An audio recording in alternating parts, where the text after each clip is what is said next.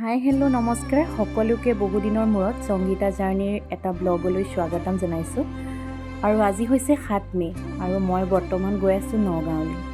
ঘৰলৈ গ'লে সদায় মুখত এটা হাঁহি লৈ যাওঁ, কিন্তু কিয় জানো এইবাৰ যেতিয়া ঘৰলৈ গৈছোঁ হাঁহিবই পৰা নাই।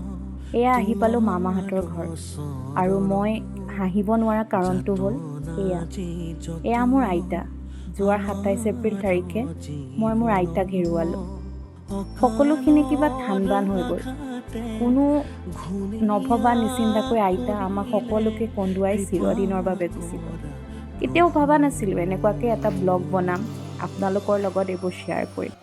মোৰ আচলতে শ্বেয়াৰ কৰিবলৈও মন নাছিল, কিন্তু আইতাৰ স্মৃতিত ৰাখি থ'লোঁ এই কথাখিনি।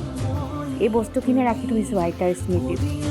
এয়া নাম, আইতাৰ হৈ এটাখন কাজ আছিল, আৰু এয়া নাম। তাৰপিছত আমি সকলোৱে এয়া সেৱা ল'লোঁ। বিশ্বাসেই নহয় যে আইতা আমাৰ মাজত নাই, আৰু আইতা কোনোদিনে উভতি নাহে। সেই কথা আমাৰ কেতিয়াও বিশ্বাস নহয়, কিন্তু কেতিয়াবা বিশ্বাস নোহোৱা কথা এটাও মানি ল'ব লাগে। এয়া পিছদিনা, ভোজৰ দিনা, এয়া চাদৰ মেখেলা পিন্ধি সাজু হৈছোঁ। মনটো নাযায় বিশ্বাস কৰিবলৈ, কিন্তু উপায় নাই।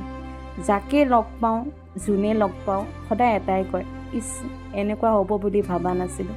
আৰু মোৰ আইতাক যোনে লগ পায় সি সদায় কয় যে মানুহগৰাকী বৰ ভাল আছিল। আৰু এয়া আইতাই ভাল পোৱা সকলোখিনি বস্তু ইয়াতে আছে। আইতাই মৃত্যুৰ কেইমাহমান পূৰ্বে সদায় কয়, মই মৰিলে আমুকটো খোৱাবি, আমুকটো খোৱাবি। এই সকলোবোৰে ইয়াত যোগাৰ কৰা হৈছিল। আইতাই ভাল পোৱা কচুৰ পৰা, আইতাই ভাল পোৱা মাটি দালিৰ পৰা, সকলোখিনি। কোনোবা সময়ত মনটো ভাঙিও পৰে যে সঁচাকৈ আইতাৰে সকামৰ আয়োজন চলি আছেনে এইবোৰ।